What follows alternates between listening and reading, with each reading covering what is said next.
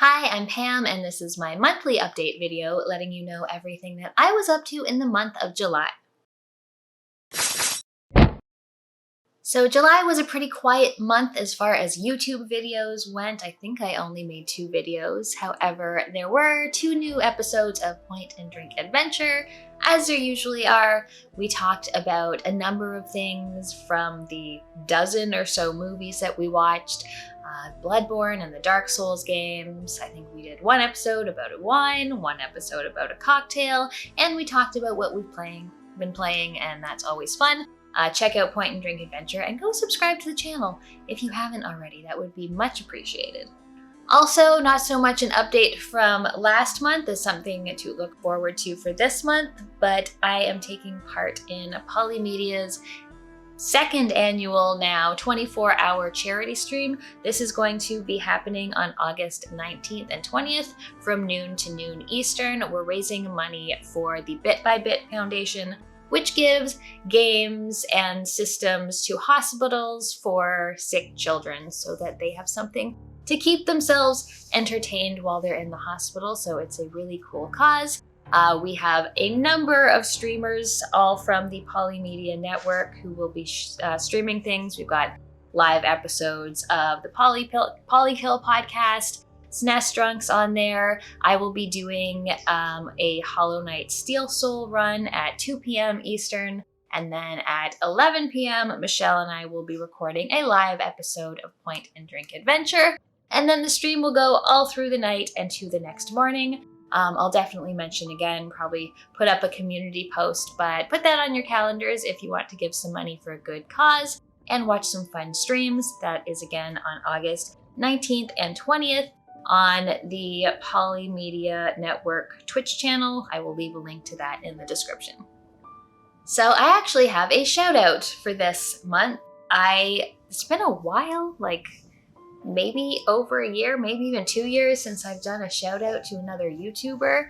In fact, it's been so long, I don't think I even have one of those fancy title animation cards for it. But this month I want to shout out Gaming with Joy, which is a channel I've just found over the past few months. She has a focus on indie games and a particular love for Metroidvanias, so it's probably not a surprise why I would like this channel. Joy's reviews are short and to the point, but they're still detailed enough to let you know what is there to make a game worth playing. She makes it very clear what she looks for in games, and whether the games fulfill those things. Some particular reviews you might want to check out. She did a full review of Afterimage, which is a game I will be talking about in just a few minutes. She also reviewed 9 Years of Shadows. She just did a sort of subscriber special on Ori and the Blind Forest, which is her favorite indie game. And you might also want to see some of her compilations that she does about interesting indie games that will be coming out in the near future. So if that sounds good to you, go check out Gaming with Joy. So I finished a bunch of games in July, plus I retired a few that I didn't want to spend the time to complete. The first thing that I played was The Past Within, and this is an online co-op game. It's on PC. It's made by the same people who did the Rusty Lake series of games, which are sort of like spooky, slightly story-heavy escape room games. This one was really cool because you don't really need to link up on a server with your co-op partner. You just join the game at the same time. You decide who's going to be in the future and who's going to be in the past, or who's going to be in the present and who's going to be in the past. And then you pick one of bee or butterfly, and then the game starts and you just have to communicate with each other in order to solve puzzles, because usually the solutions for one person's puzzle are in the other person's game. So it was really fun, sort of creepy, a weird little story about sort of past and present, and I had a lot of fun with it. If you're looking for a game that's not overly challenging on the puzzle side, I would say it was less challenging than the We Were Here series that I've been talking about over the last few months. But this was a really fun game. Only took, I don't know, maybe an hour. It's a pretty quick one. but I had a lot of fun with it, so that is The Past Within. You can check it out on PC. The next thing I beat is something that I've been playing for a while, and that is Afterimage. It is a Metroidvania that came out, I believe, earlier in the year. I played a demo for it, I think it was last year, on Steam Next Fest, and I wasn't so interested in it when I first played it, but then I got a key for it and decided to play a little more. Oh, that was a problem. It was on PC, and I don't like playing on PC. So I got an Xbox key for it and went through and ended up really liking it.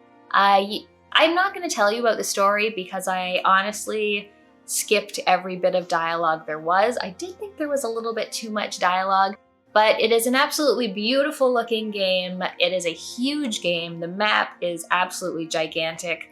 I can't tell you how long it took me to play because it wasn't tracking my time properly, but I would probably say over 40 hours maybe. Yeah, it was a long one. You get a lot of choices in terms of a talent tree. You can pick different weapons, which all behave very, very differently. You can upgrade your gear and your accessories and things like that. The environments are beautiful. The combat is fun. Some of the bosses can be a little on the challenging side, but I never found anything overly challenging. The platforming is similarly challenging, but not too challenging. Again, difficulty is sort of subjective, but that's how it felt for me. It did feel a little overly long at times. I think it could have been shortened up a little. There was a couple times I wasn't quite certain what direction I should be going in, which isn't entirely uncommon. But overall, I just found it to be a very solid, well-done Metroidvania. So if that's what you're looking for, especially if you're looking for one that is on the longer side, then check out Afterimage. Another game that I've been playing for a little while is Miasma Chronicles, and this is made by the same developers who did Mutant Year Zero a few years back. Mutant Year Zero was a fun tactics game that was very poorly optimized, and I had a lot of problems with crashing and load times and things like that. This one performed much better, even though the load times were still a little bit on the long side, especially if I was playing on my Series S instead of X.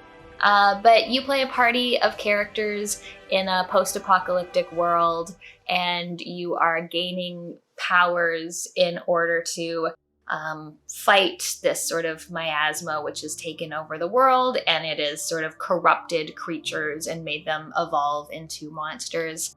I found the characters were a little bit, I don't know, nothing that really made them stand out a whole lot, but I really liked the gameplay and its balance of story and tactics. You go around in real time, you can sort of stealth around. Once you get a sniper or anyone with a silencer, you can sort of pick off single enemies as you go, and then position yourself around the field before you start combat, and then it turns into a turn-based tactics game. And overall, I enjoyed playing it, but I had a problem with difficulty. I found on normal mode, it was too difficult, and on easy mode, it was a little bit too easy. I wish there was a slightly better balance for me there. But overall, I really liked it. I got through the whole game. The talents and the different abilities that you got were really interesting. You had a selection of characters to choose from, and it was really good. I'm always on the lookout for decent tactics, and I like this one. The next game I didn't like so much, and it is I Saw Black Clouds. This is an FMV sort of choose your own adventure game. You play a character whose longtime friend has just killed herself, and you're trying to figure out what exactly happened. It's not the most interesting of stories, and I didn't find that the choices it afforded you were all that interesting. A lot of them seemed very surface level, and while the performances of all the actors were pretty good, I just found the game wasn't put together all that well. I had some problem with the sort of continuity, both of things like lighting from shot to shot, as well as choices you made, and then things that happened later didn't always make sense. There were some meters in the menu that measured like relationships or how trusting or in denial or something you were, and a lot of times I would make decisions aiming to go a certain way, and then when I'd look at those stats, they would be the opposite of what I kind of expected them to be. So it wasn't the best game in that way, and just the gameplay wasn't all that interesting. I love FMV, but I think the just choose your own adventure, this path or this path, is sort of the least interesting implementation of it. So I can't say I recommend I Saw Black Clouds. There are much better FMV games out there. A game that I've had on my playing list for a while and finally got around to finishing is Hi-Fi Rush. This game was sort of stealth dropped near the beginning of the year from Bethesda and Tango Gameworks, and it is a rhythm game with absolutely beautiful art and animation. It all looks like it's a comic book, and it's incredibly well put together. You're doing everything on a beat, like the music is constantly playing throughout, your character's snapping his fingers to the beat. There's things like smokestacks, putting out smoke to the beat. It's all really well done. You're sort of going up against this evil corporation with a band of misfits. I really liked the characters and the writing. It was all very amusing and very engaging. I will say that I'm not generally that good at rhythm games. I can take like the simple rhythm games like Hatsune Miku or like Parappa, the ones where you're basically just following inputs. But when you combine like moving and fighting and inputs and doing everything on a beat, I'm not so good at it. However, this game was interesting enough that I wanted to get better, and it also had a lot of different options in terms of difficulty modes and accessibility that made it still fun for me to play, even though this isn't a game I would generally excel at. So I finished the game and I thought it was just a great time. I thought it sort of kept getting better as it went, as you got access to more companions who could help you in combat and found out more about the story. It's mostly an original soundtrack, but it does use some licensed tracks, especially near the end of the game, and I really enjoyed all of the tracks that played. So Hi-Fi Rush was a really fun game. I feel like it's still even a little bit under the radar. It is on Game Pass, so if you haven't played that one, I highly recommend it. Last week I did an impromptu Friday stream and decided to play some of the DLC for one of my favorite FMV games, which is Not for Broadcast. That is a game about being a news producer and having to sort of like switch camera angles and censor swears and just put out all kinds of fires that are going on, all the while sort of shaping the news that the country receives and impacting its political future. A really excellent game. They've put out two DLC packs for it. The first one I played was called Live and Spooky, where you're examining a old studio that's been abandoned. There was an accident there, someone died there, and you're trying to find out what happened. And it's meant to be like one of those corny ghost hunter shows, but then you find out, uh-oh, there actually is a ghost. And this one was pretty good. The performances are great by the live actors. I liked the decisions that you had to make. I made a certain set of decisions that came back to bite me in the ass, and I had a good time with it. Now, I wanted to play again to make different decisions, and my game crashed about 20 minutes into it, and they only save at very certain points, so I would have had to start all over again, so I didn't do that. So that kind of put a bad taste in my mouth about the whole thing, even though the first playthrough, everything went fine and it was quite enjoyable. The second DLC is called The Telethon, and it's this awful man who's hosting this telethon where everything is going wrong. If you can hear that, that's Lily drinking. And people are working the phone banks. He's supposed to have all these acts for entertainment. No one's there. He's just pulling people from backstage.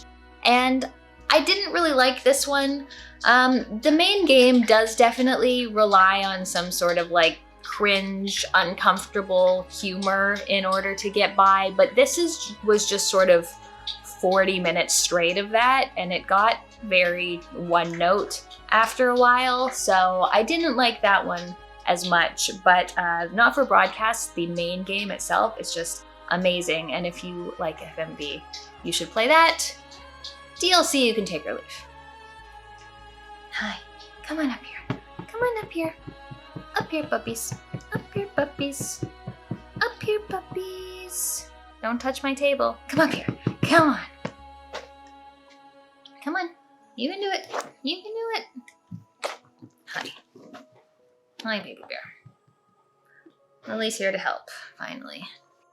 Last thing that I finished this month is Strikers 1945. If you saw my last video, I'm talking about selling most of my collection, so I wanted to go through some of the games that I bought and I hadn't played yet. One of those was Strikers 1945 for PS1. It is a vertically scrolling shoot 'em up. I love shoot 'em ups. This game was good.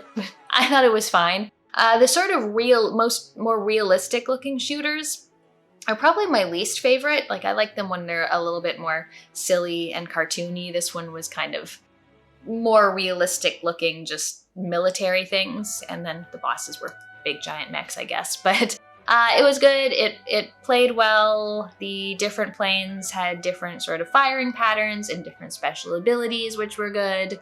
I don't think I ever really need to play it again, so I probably will sell that one. But yeah, I finished Strikers 1945 using many continues. Now, I also retired a few games this month, things I started playing and just weren't really for me, so decided to give up on them. One of them, which I've heard mostly really good things about, is called Bramble the Mountain King. And this uses, oh shoot, I forget what kind of lore, from like Norway, possibly. Sorry, I'm the worst. But it's the story of a brother and sister who leave their house and they get lost in the forest and they just meet all of these forest creatures, some of which are helpful, most of which just want to murder them. And it's sort of like a cinematic platformer where you're going through. There's a lot of stealth. There's some, jumping and pushing things around and solving little puzzles. And it's a beautiful game. Like, it looks great. The story seems really interesting. Like, all of the creatures and things are interesting. I think I'm just over cinematic platformers. Last month I had played Planet of Lana and it didn't really do anything for me. This is kind of the same, and while I think the atmosphere is more interesting here, I really don't like stealth. So every time I had to do a stealth thing and fail it and go back, I just didn't like it. It's just sort of try not to murder this child you're controlling, and I just wasn't really having a lot of fun with it. So I stopped after, I don't know, an hour or two. It's a beautiful game. If you love cinematic platformers, you should probably check it out, but I think I don't want to play them anymore. The second one I gave up on was a Magicka, which is a cooperative sort of top-down game where you play a mage, and the whole thing is that you can combine different schools of magic to create different magic spells, which is a really cool concept. Unfortunately, I wanted to play this online co-op, and that was a terrible experience. It was a bad experience trying to add a friend to your game or join a friend's game. I had constant crashing issues. If I was the game host and I crashed, I would have to just start all over from the back of the game. Like, I never reached a checkpoint somehow, which I don't know how that's possible. Just constant technical issues. I ended up returning it, which is a shame. And the last one, which I started on stream a couple weeks ago, is called The Bookwalker Thief of Tales. And this is a game with a really interesting concept. You are an author who can, you're in a world where you can get arrested for writing, and you can have your like ability to write taken away. So you've been arrested, you're trying to get out of it, and so some sort of sketchy guy comes to you and asks you to retrieve items, and the items need to be retrieved from in book. So you can basically go into a book, interact with the story, interact with the characters, and in most you're trying to find a certain item and steal it and get back to the real world, which is a really interesting concept. I liked a lot of the writing, I liked a lot of the ideas, but the game didn't really work for me, mostly on a technical level. I was playing it on Xbox and it does not control well at all. Most of the game while you're in a book, it's sort of an isometric view, and you walk around and you look at objects, and targeting objects is difficult. You just sort of have to walk up to the exact distance away from them for the icon to pop up and click on it. If you get too close, it goes away. If you get too far, it goes away. Just really, really finicky. When you're in the real world, it's in a first person's perspective where you control the camera, and there is no ability to invert the y-axis, which is just inexcusable in my books. So that really bothered me almost immediately. I got through, I think there's 5 objects you need to steal, and I got 2 of them, but I was just finding it was so finicky that it wasn't really worth continuing on for me, so I retired that one. So that is all for this video. Let me know in the comments what you've been playing, if you've gotten any interesting pickups, if you have any recommendations for me. Goodbye from Lily and myself. We'll see you next time. If you want to see more, check out another one of my videos, but don't forget to go pay a visit to Gaming with Joy. I have a Patreon if you want to support my channel. Thanks for watching, and I'll see you next time.